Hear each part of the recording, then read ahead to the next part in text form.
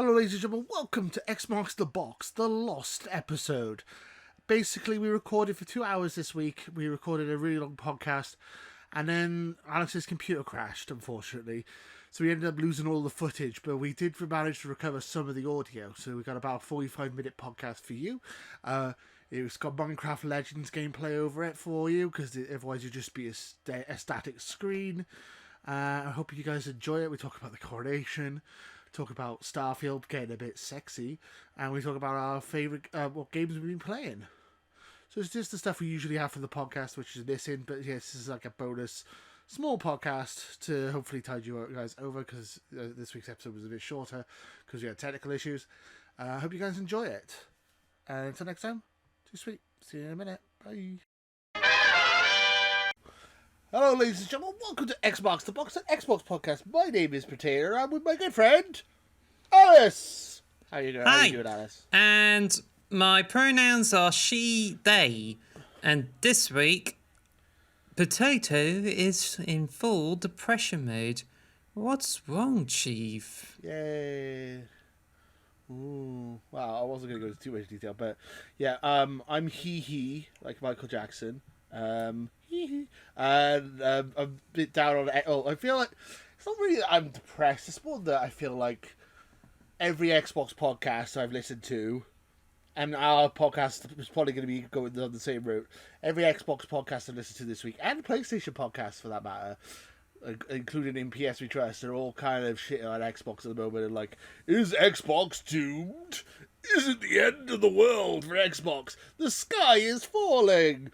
Get to the bomb shelters. Everybody hide. It's all over. Oh my god, Xbox is doomed. That's pretty much what every podcast has been for the last week. It's been pretty tragic. Now, with all the eyes on us, because we tend to hawk about Xbox, so what do we have to say about that now that everyone thinks as if Xbox is about to fail? Well, you're going to try and be the voice of reason. I'm going to try and be the voice of the fanboys. I think we're fine. God damn it! We had Hi-Fi Rush and Minecraft. I'm going to finish this as quick as I can, so I can collect your tears. Wow! Ouch! What? Whoa! That was mean. But no, I don't know. We had Minecraft Legends. We had Hi-Fi Rush, which are both fantastic games. Yeah, okay, Redfall sucks balls, and it's disappointing, but it's like, it's one game. But then, we've had a good run of games. But then, as what Phil Spencer has been saying on the podcast, because he had a podcast with Kind of Funny Games as a guest, and it's a huge momental one where he gets to explain about the Redfall, the CMA decision, and this will be discussed about later in the podcast. But he said, I was about to say, that is our topic of the show. So, but he mentions there's Hellblade 2, Avowed, and Starfield, which are the games that we should still be expecting to have on Xbox, because as what in PS We Trust guys have said, there's no games for Xbox. Let's hope. But I don't think this is the case, and I think this is something we're going to be talking about in the next few weeks. But for today, we get to seek about, Phil Spencer, would you care to explain about all those kind of things? That will be later in the podcast, but for now, we get to discuss some other things, could be more positive, like King Charles III being crowned king. Is that positive? I guess that's positive in some ways. I'm not a royalist, really. I'm quite anti-monarchy. I'm Welsh. I'm quite pro-Welsh independence. I'm very pro... I'm Captain Wales. That's why I got my character called Captain Wales. Well, he was the Prince of Wales for a while. But anyway, I say for a while, for like 50 years. Longer than I've been alive. I don't know. You see, I don't... From what I see of King Charles, he seems like a decent bloke, but the idea of having a monarchy is kind of, feels a bit crazy. When a guy in a golden coach is going down the streets with thousands of people, military walking wrong with him and stuff like that, and then you got children in this country who can't even have food and, starving to death. It's like, kind of get priority. Try maybe we should get our priorities a bit more in place. Personally, that's just well, my on Tuesday, don't want to get too on political Tuesday, about the it. Daily Mirror had a front page where King Charles is on the cover, celebrated for being king. Underneath is where people may not afford a month of rent, and I think it just pretty much sums up about how people are experiencing things in Britain at the moment. Also, you said about golden coaches. Apparently, there's a bit of a news article to say sand is being placed over potholes along the road, and I don't know, but I think if this is were to be believed, then this is definitely what's going to. Oh, I thought I heard something, but yeah, this is definitely like what's happening at the moment, because it's just like there's a bit of a poverty going around, and I know people are frustrated that their needs are not being addressed while there's a coronation going on. Yeah. But to me, I'd rather not be biased to either side, and I just feel like I know the coronation is like a huge event and is the first time in 70 years, but I think there's a lot of controversy and there's a lot of bashing on Meghan and Harry, and there's even some controversies around Prince Andrew. Like, we're not a podcast that this goes into like the royals, and I know that it's not games related, but I just think I would say hopefully maybe there might be some positivity, and maybe King Charles might actually help out with us, like try to help out the games industry. What do you think? I hope so. That'd be great. I don't see it happening, but that'd be great if he did. Well, he does the Prince's Trust thing, which is good for like people who are like helps underprivileged people get a chance to do like their own businesses and stuff. So I get that. Also, I was going to say, maybe it's the police trying to break into your house after you said anything negative about the king. So we must arrest her now. She doesn't like the king. Get her. Yeah, it's a quite a like, go. It's quite a pretty much a dystopian state right now, and it just seems. Yeah, you can't say anything negative about the king, which is very bleak, because there's people being arrested and stuff for protesting. Yeah, which is they insane. even got a protesting bill out, which also like takes on the anti-monarchy protesters. So unfortunately, it's not going to be that great. But at the same time, and we have the cost of living crisis in the UK as well. And this is why Game Pass is the best deal in gaming. Bring it back around. This is why you need to not buy video games for 70 quid and you get Game Pass and you'll have all the games you want for £10 a month. And that is good for your cost of living and makes your life a lot easier. And that's why Xbox rules and PlayStation sucks. Three things actually. One, you're drinking Coke and I'm drinking Pepsi. Two, you're a fucking sellout. I like Pepsi as well. And thirdly, I'm a sellout. I don't really understand like whether the Game Pass has got to do with like the monarchy, apart from like saying freedom of speech. That's true. No, I was just bringing it back round to video games because we're a video game podcast. Also, I was saying we're having we're having a financial crisis at the moment where everyone's struggling to pay their bills and stuff. And thank God for Game Pass, because I'm paying £10 a month and I have all these games to play. Whereas before, I'd be paying 70 quid for a game, so I'd probably only be able to find one game a year, or maybe two if I'm lucky, because of the crisis we're in at the moment. Because money is tight for everyone in the UK. That's all I was saying. Is that it's a great service to have for £10 a month that you have all these games. And I was just making a joke, but there is a bit of truth behind it as well. The fact that it's a good value for money, which is something that we need in this country at the moment, is something that's good value for money because we're all broke. Can't even afford to buy eggs or bread or cheese. God damn it! Like, I want to have some cheese in my sandwiches, and it like costs like 3 times the amount it used to. It's crazy. We're in a really bad time. We were talking about it being dystopian. We can't bloody afford cheese and eggs at the moment, for God's sake. It's insane. But at least we can afford video games.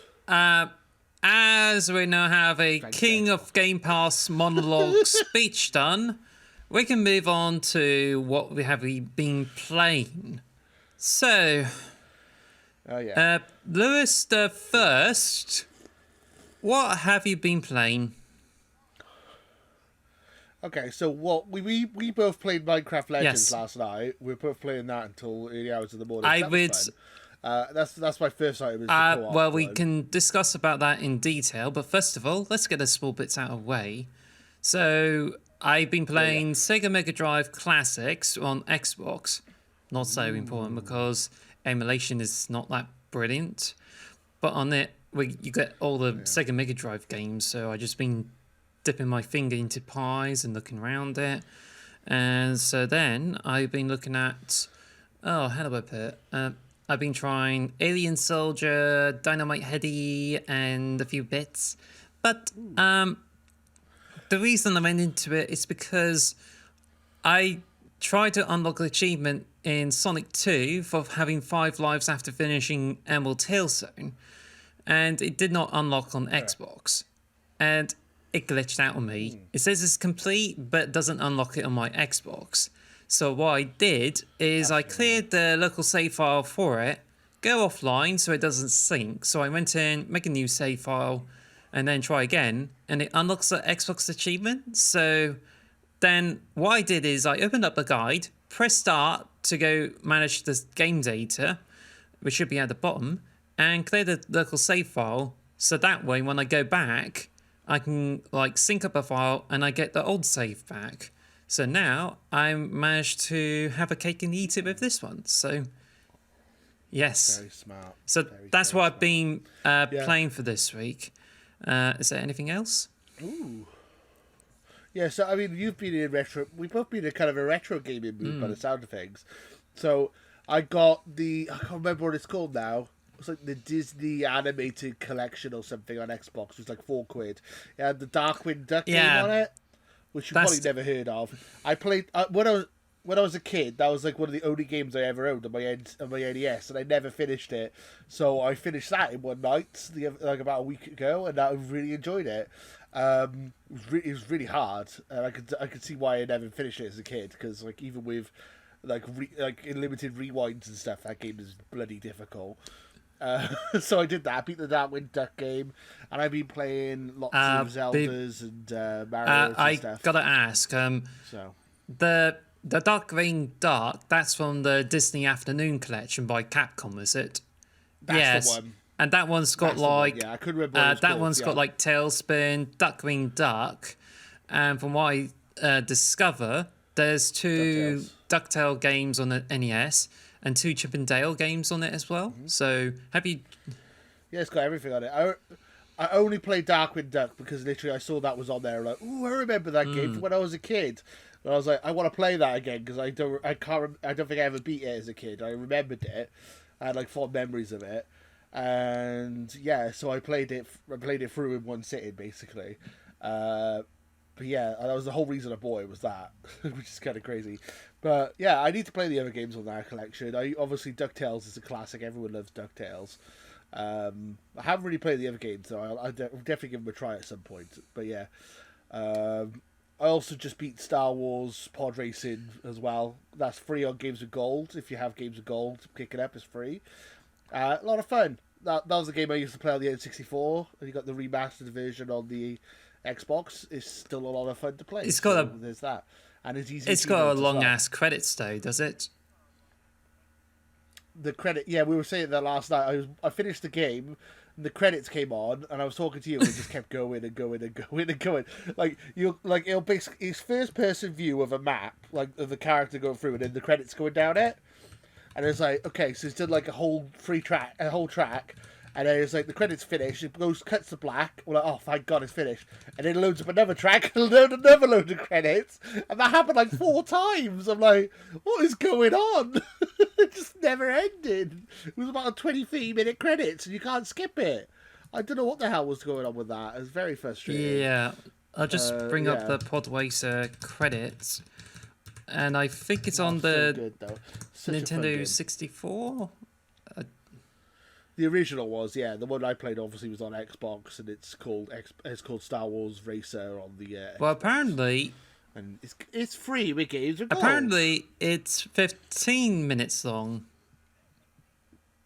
Okay, maybe it's longer on the Xbox though, because maybe they've added people. Wait a minute, added people. Well, yeah, like there's like Walt Disney, it says Walt Disney Productions and stuff like that, and then like it'd probably be like HD remastered people. If it wouldn't be the same credits as the N64 version, I wouldn't think, because there's going to be more people because they've had probably got people bug testing it and remastering it, and as I said, now it's owned by Disney, and it didn't used to be owned by Disney. So it's just, there's a lot of little things like that. So there'd probably be more people in the credits. So 15 minutes for the N64 version. So God knows how long the Xbox version should be then. 2 hours. Yes. Anyway, so Poke. Oh yeah. let's get on to Minecraft Legends, if you don't mind just name dropping like Legend of Zelda. Yes. So basically, this has been on the cards for a while, as we've been like doing some co-op sessions, well, at least last night, where me and Lewis have like joined forces to play the games. We got some extra time, and Lewis hoped to do some like Halo Infinite, but we decided to settle on Minecraft Legends because of the legendary difficulty. So I set up a game on Legendary and started preparations, and then Lewis came over, and we just somehow worked on because at the moment you don't get the piglins in, which are the enemies of this game. We don't have them in until we go through the tutorial parts. So we have this. So we reinforced. Go on, sorry. I was going to say we just reinforced all the villages that before the piglins started invading, put like walls around them and archer towers and stuff. So it was a strategy, big brain strategy. Yes, again. because when you begin the game, you have to go through the same procedure of like going through the tutorial parts of defending villages and destroying piglin outposts, and that's what we have been like we're avoiding that so we can reinforce the villages as well as exploring the map. So when you just put all the towers and all the fences there as well, you then like notice the piglins get like trashed when you go through one of the tutorial missions. Did it happen to you? Well, when we were playing it, like the piglins showed up and got destroyed instantly. Like I don't even know what happened. It was like, what's going on? Like cutscene started and then finished. I was like, oh, what?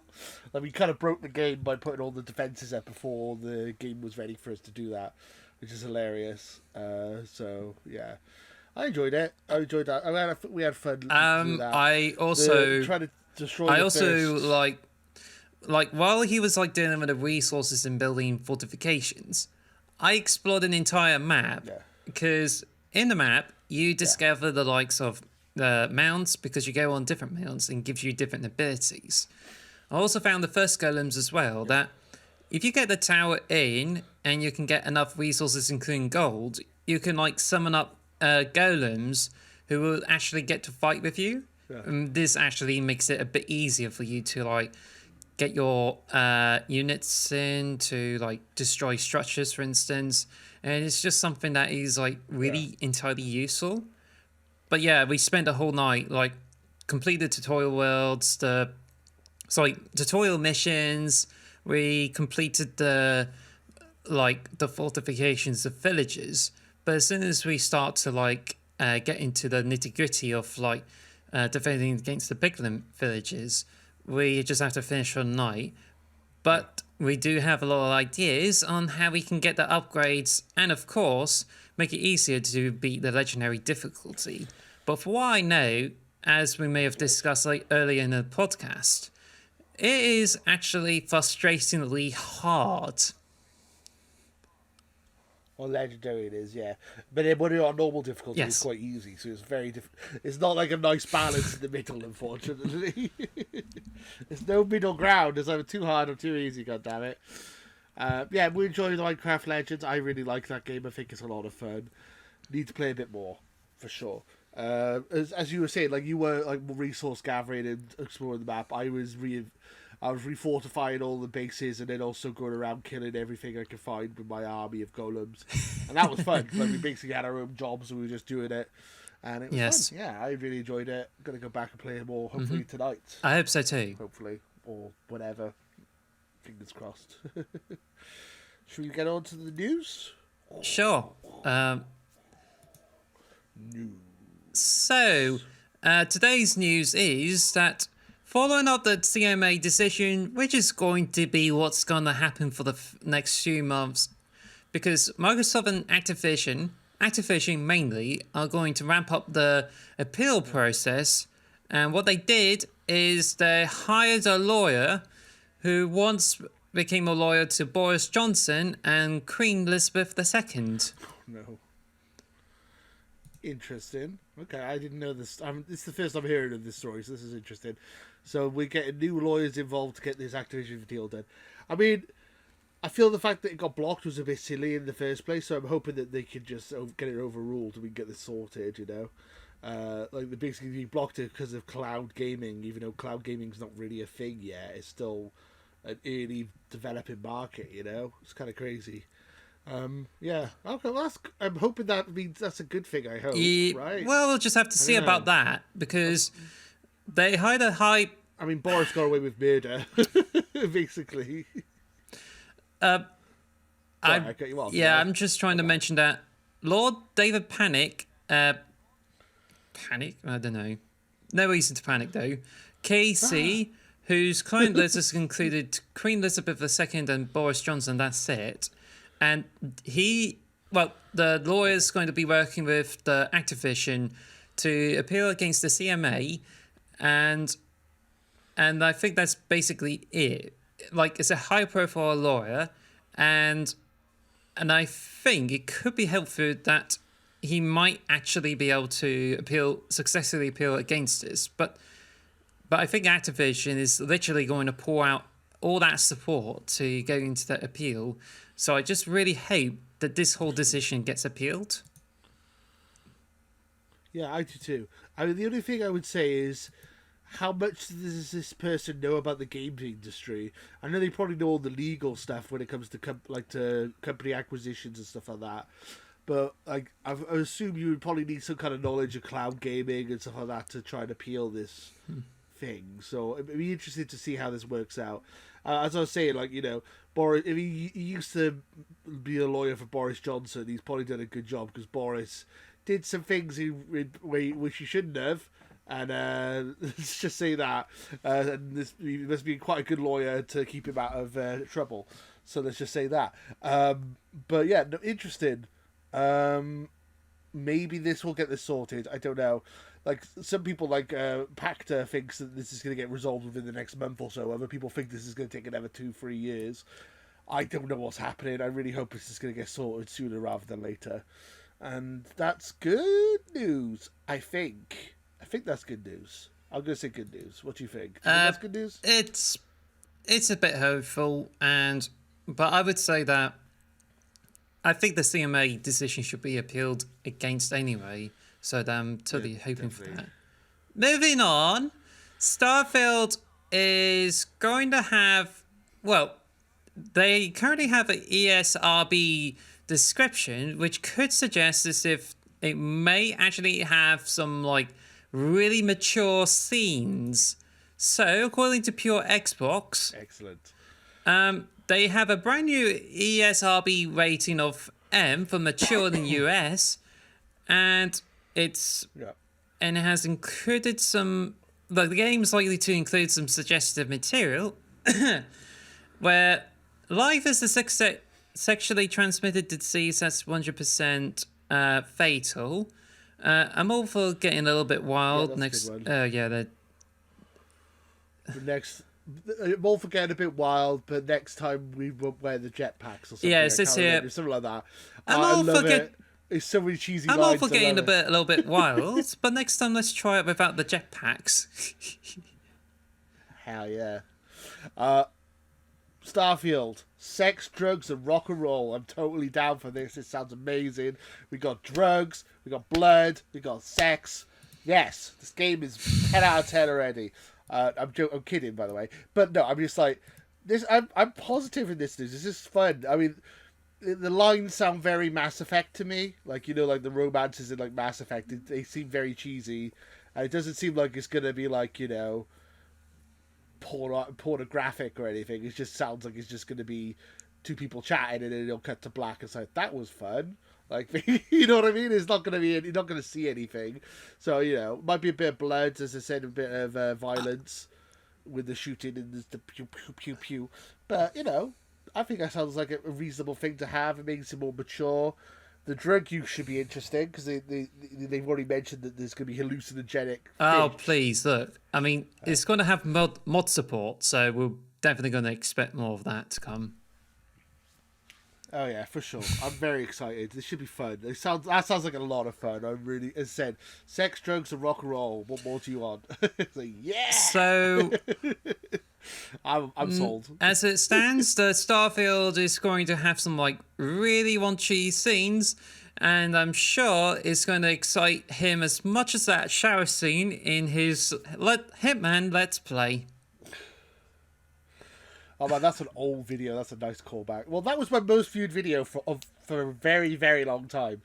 I did a Let's Play of Hitman, and I just called the episode "Naked Lady in the Shower" because that's what happened in the episode, and it got a load of views because people are perverts. Which who knew? So I did. That's why I named the episode that.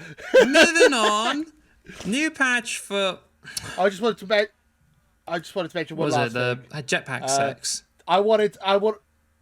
Oh yeah, that sounds good. No, I was going to mention the fact that I wanted to call this episode "Sexy Starfield," and I wanted this to be our topic of the show, but I was overruled. I just wanted to mention that's that. because you don't want to face the depression that Phil Spencer's having. No, I do. Yeah, I don't. I feel like when we get to the topic of the show about Phil Spencer, it's going to be quite a depressing storyline, a pretty depressing news article. Whereas I thought cheesy sex lines in Starfield is hilarious, and I thought that would have been a great topic of the show.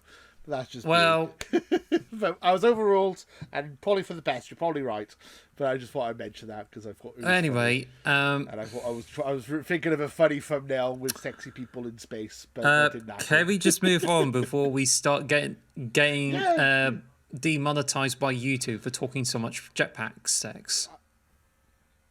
Too much jetpacks. Jetpacks are too sexy. All right, move over next. Hi-Fi Rush Update 4 has arrived on Xbox, and the biggest thing about it is the seat where Chai rests on it, doing the, I think it was the hub or some sort. Yeah. Yes, the cushion has been like modified so it becomes more pillowy as the part of this whole update. What? So, yeah. What? I don't even know what that means. What do you mean? It's more pillowy. What? What does that mean? So the update is that there's a new pillow on the sofa in the hub. According to the patch notes, not only there's a fixer issue with a cool hidden animation for playing with 808 on the couch while she is equipped with the boss plate rig for costume would not play, but the description says it has adjusted the couch pillow softness in a hideout to better refresh Chai when relaxing in between missions. There's been a lot of pillow talk in this episode. Hey. Well, you finally had to mention that. I don't really know what else to say about that. I mean, that's cool. We love Hi-Fi Rush on this channel. I think that's probably the game of the year so far. Definitely the best Xbox exclusive this year. Cool. Any updates, great. Just keep patching that game. Yeah, I wish that people were more focused on Hi-Fi Rush than Redfall because I think. Well, it's been out for 5 months now. Yeah, unfortunately. Well, not unfortunately. I don't know. I like Red. I like the patch. Hi-Fi Rush. The patch hasn't offered lots of changes there. But the most craziest thing to do with it is pretty much dealing with some couch stuff. So, but what we haven't mentioned in the previous podcast episodes is that it recently received a DLC pack where all the characters get to dress up as the Potatochief face in the game. So for Chai, for instance, he gets to dress up as Kale and a few others. So I think you should definitely check out on Google or YouTube to see them in action. But you might be thinking, thinking that Corsica could be herself. Do you think?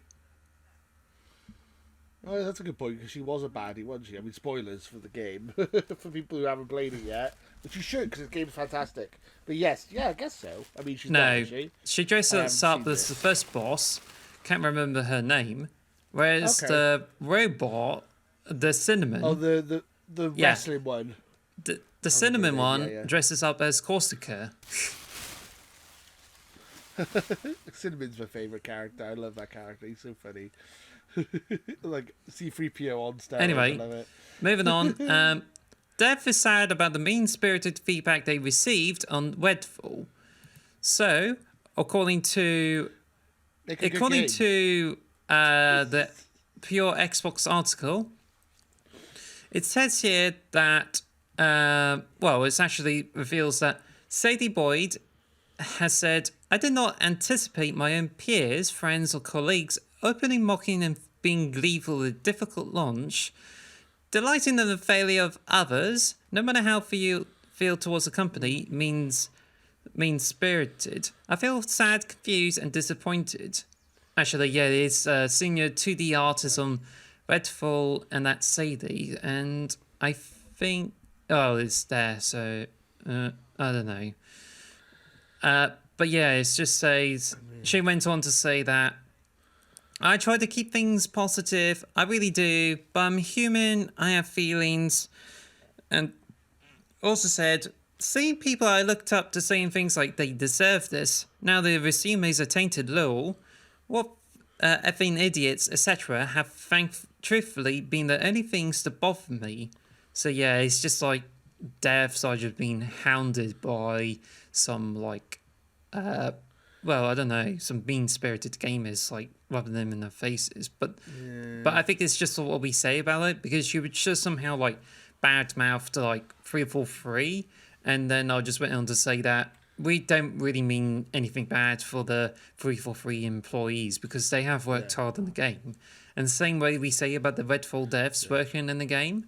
So I think if anyone's try to use the Redfall's failure to rub it into the Arcane devs, when they actually have worked on the other games like Prey and yes, some good games. So mean-spirited people, I get it.